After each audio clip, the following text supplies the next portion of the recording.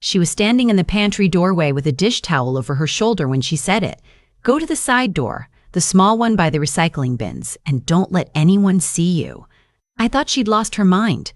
Gwendolyn has worked for our family for 11 years. She came to us when my husband Raymond was still alive, back when this house had noise in it. Kids running, a dog we couldn't control, Raymond burning toast every Sunday morning without fail. After he passed, she stayed. She never asked for a raise, never complained about the quieter hours, never treated me the way some people started to, like I was already halfway gone, like grief had made me fragile. So when she said those words, I didn't argue. I wrapped my coat tighter and slipped out through the side. She was already there, waiting by the recycling bins like she'd run ahead of me. Her breath made small clouds in the October air. This was a Thursday morning in late autumn, and my daughter was getting engaged that evening at the Pemberton Club in downtown Vancouver. We'd booked the private dining room 6 weeks ago. My daughter Faye had made the reservation herself, paid the deposit herself. She'd been so proud of that. Gwendolyn. I kept my voice low, even though there was no one near us. "What is going on?" She pressed her lips together. Looked at the fence, looked back at me. "I wasn't going to say anything," she said. "I told myself it wasn't my place, but I've been sitting with this for 3 days and I can't watch you walk into that room tonight without knowing." 3 days. She'd known something for 3 days. Tell me. She pulled out her phone. It was an older model, the kind with a cracked corner on the screen that she'd never gotten around to replacing. She opened her photos and handed it to me without a word. I looked at the image for a long time before I understood what I was seeing. It was a man, Faye's fiancé Brennan. He was standing outside what looked like a coffee shop. The sign behind him said, "Grounds on Clark," which I recognized as being over in East Vancouver. He had his arm around a woman I didn't know. She was about 30, dark hair pulled back, holding the hand of a small boy who looked maybe 4 years old. They were laughing. All 3 of them. The kind of easy, unguarded laugh that takes years to develop between people. "Where did you get this?" I said. "My sister-in-law sent it to me." She didn't know it was him at first. She just thought, "She knows I work for your family, and she sent it because she said the woman in the photo was upset at something in the coffee shop, an argument, and the man kept shushing her and looking around." Gwendolyn paused. She said she heard the woman call him Dad. I looked at the little boy. "His son?" I said. "That's what she thinks." "And the woman?" Gwendolyn took the phone back gently. "We don't know for certain, but Tilda, my sister-in-law, she said they left together in one car. And the woman kissed him on the side of the face before she got in the passenger seat."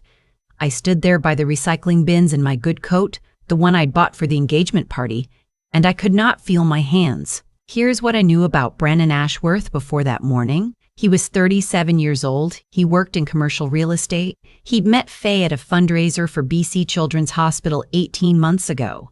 He had a straightforward charm about him, not showy, not the kind that makes you wary. He said the right things without making it seem rehearsed. He'd taken Faye to Tofino for her birthday and to Quebec City at Christmas, and she'd come back from both trips with a lightness to her I hadn't seen in years. I liked him. That was the part that kept landing on me, standing there in the cold. I had liked him. Faye was 41 years old. She'd spent most of her 30s building her landscape architecture practice and not apologizing for it.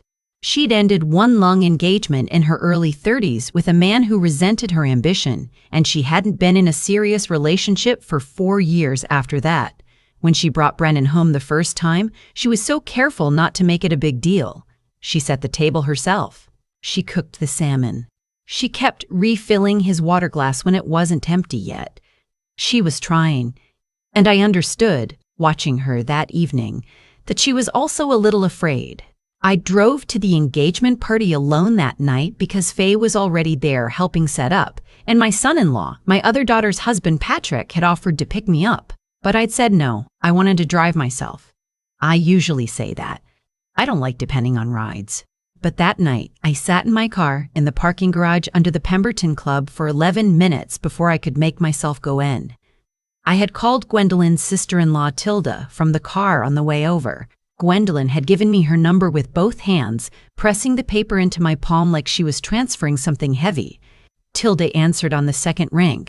She was quiet and careful, the kind of person who chooses words deliberately, and she told me everything again from the beginning without me having to ask her to slow down. She'd been at Grounds on Clark getting a coffee on Monday morning. She worked nearby. The couple came in with the little boy. She hadn't paid them much attention at first. Then the woman's voice had risen slightly, not quite a scene, but close, and Tilda had heard her say, "You promised you'd figure it out by now, Brennan." And the man had said, "Keep your voice down, Maura, please." And then the little boy had tugged on the man's sleeve and said, "Daddy, can I have a cookie?" Tilda had taken the photo because she'd felt, she said, like something wasn't right. She didn't know why she'd done it. She just had. When I showed Gwendolyn's message to my other daughter, Faye's younger sister Kate, 2 hours before the party, she went white. We were on the phone and I heard the silence before I heard her voice. "Mum," she said, "do you want me to come get you? I'm already in the car. Do you want me to call Faye?" "No," I said it quickly. "Not yet." Because here was the thing I was turning over in my mind as I drove across the bridge, the city lit up on both sides of the water. I didn't have proof of anything except a photograph and a woman's name.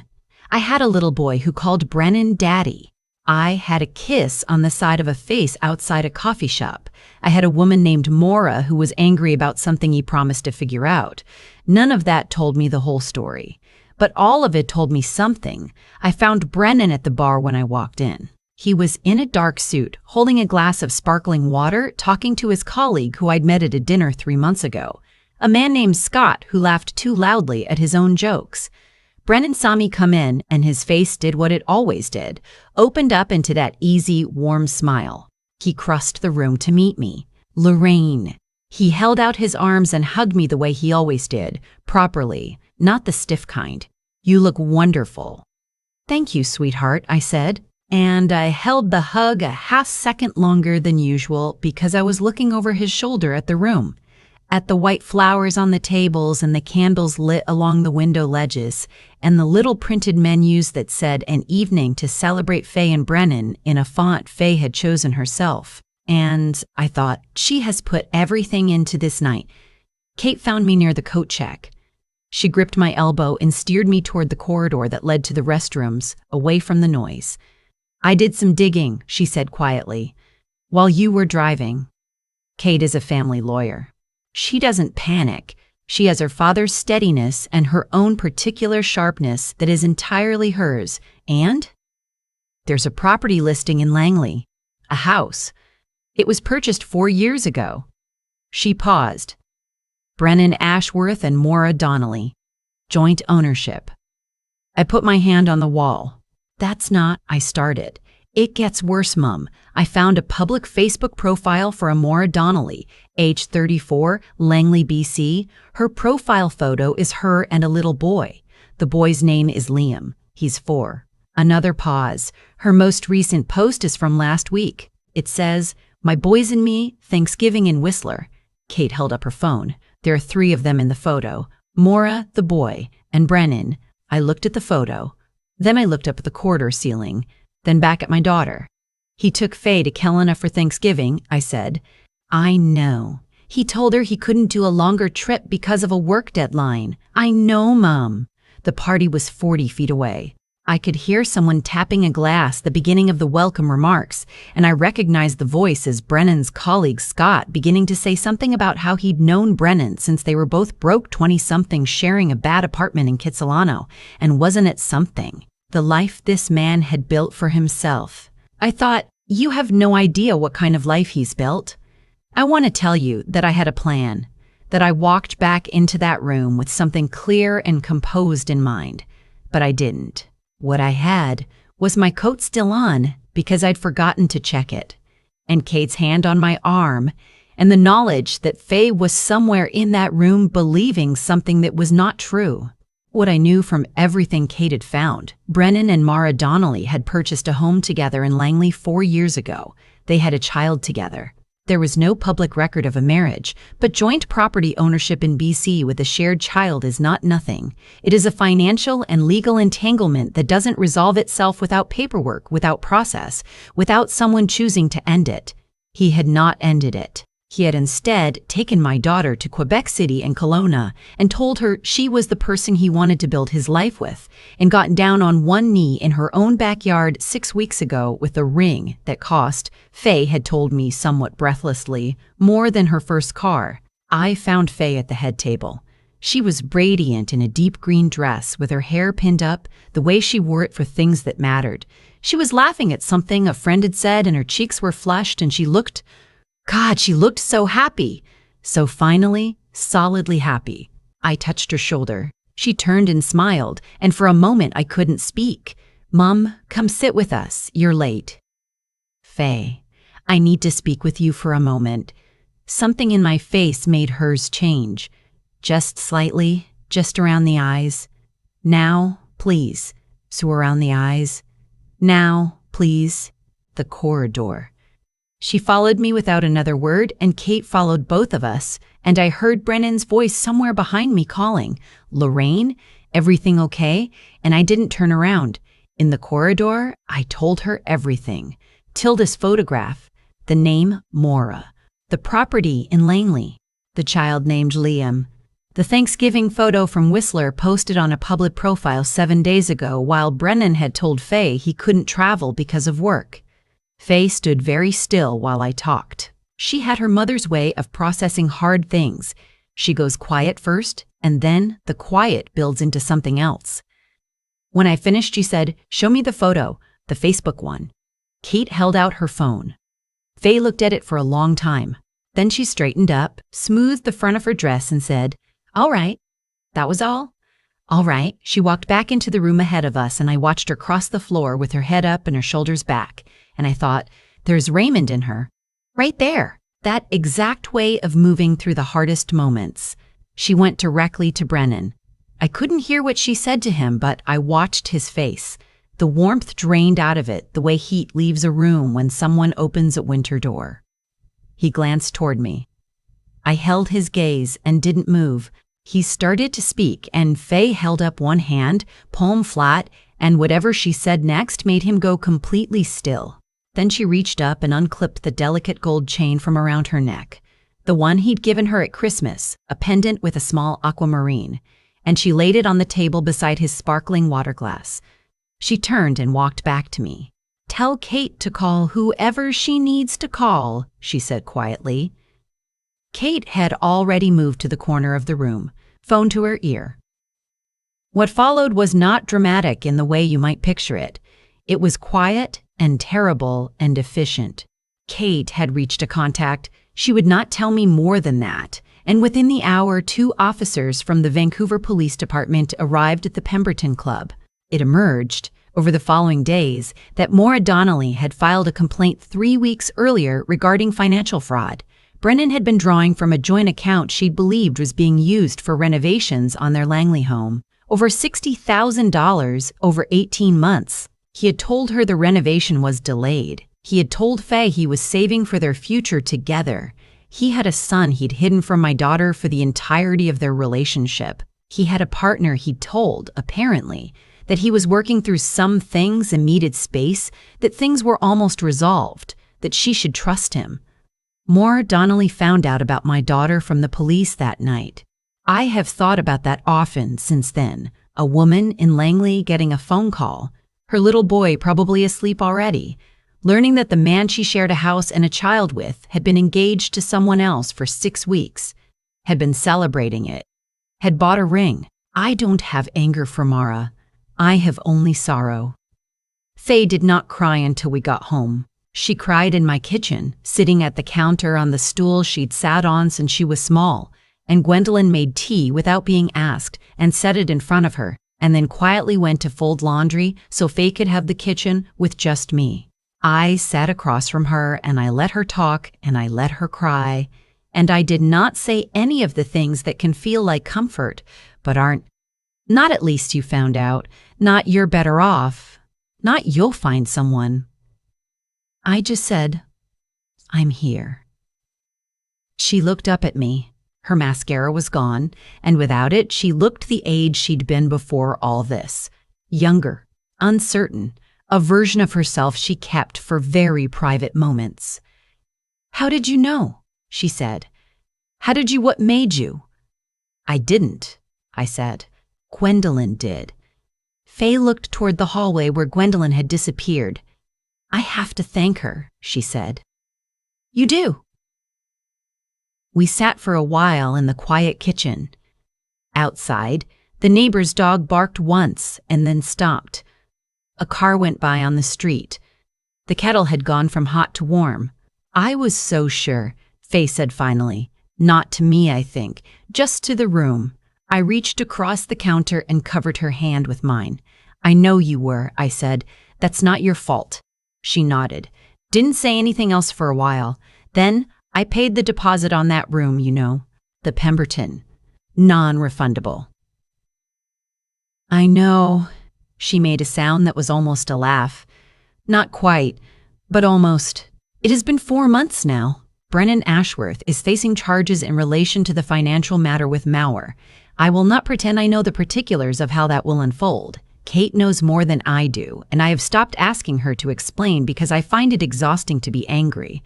What I know is that Maura and her son Liam are still in the Langley house, and that there are lawyers involved now on all sides, and that Brennan's easy warmth has not, I imagine, done him much good in rooms where people are reviewing bank statements. Faye went back to work the week after. She told me she needed to be in the field, measuring sites, walking ground that was real. I understood that.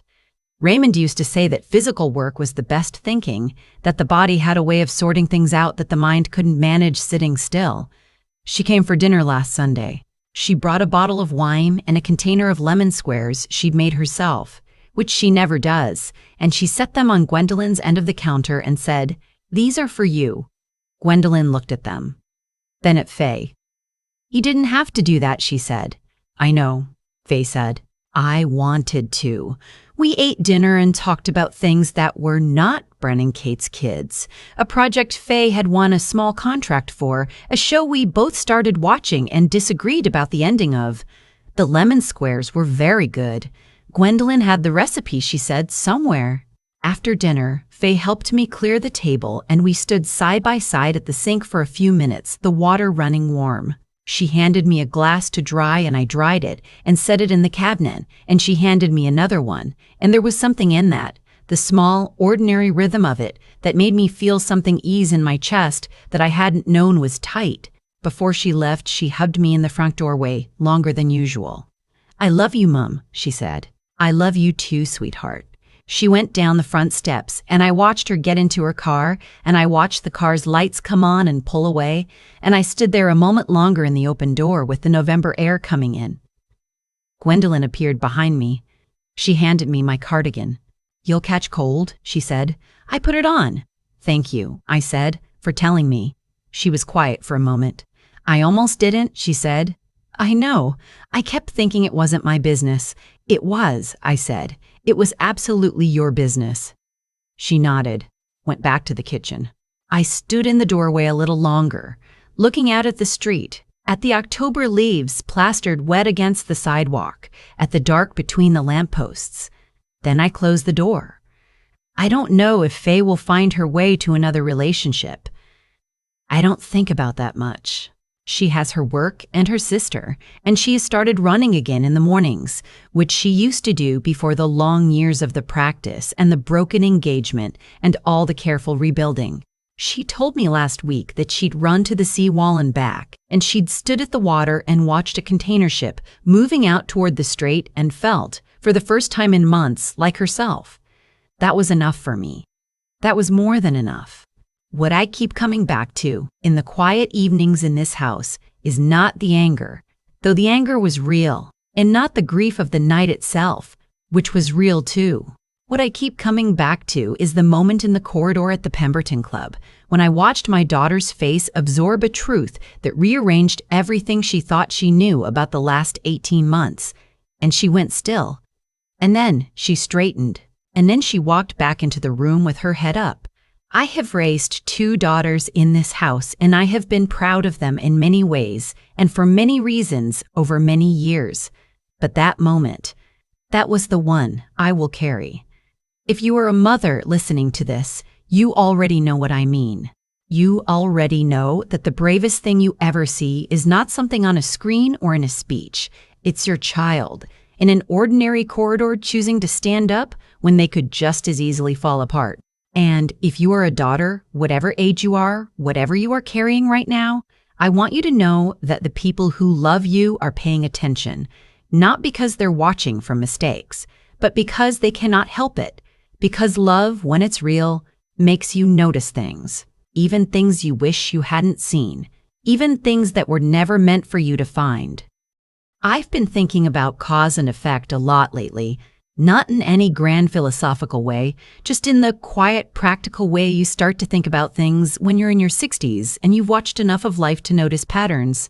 Brennan didn't end up facing consequences because the universe decided to punish him. He ended up where he is because of a long chain of choices he made, one after another, each one requiring the next to cover it. He chose to keep Maura and Liam in Langley while building something with Faye in Vancouver. He chose to take $60,000 from a joint account and call it renovation work. He chose to post family photos on social media without thinking carefully about who might see them and who those people might know. None of that was fate. It was arithmetic. Every choice he made narrowed the space he had to operate in until there was no space left. I think about Gwendolyn, too. She sat with what she knew for 3 days. 3 days is a long time to hold something like that, to wonder whether it's your place, whether you've read it wrong, whether speaking up will cost you something. She decided that what she owed Faye and what she owed me was more important than her own comfort. That was a choice as well. A harder one, I think, than people give her credit for. What I keep coming back to is this: integrity isn't the big dramatic gesture. It's the small, inconvenient one. It's sending the text.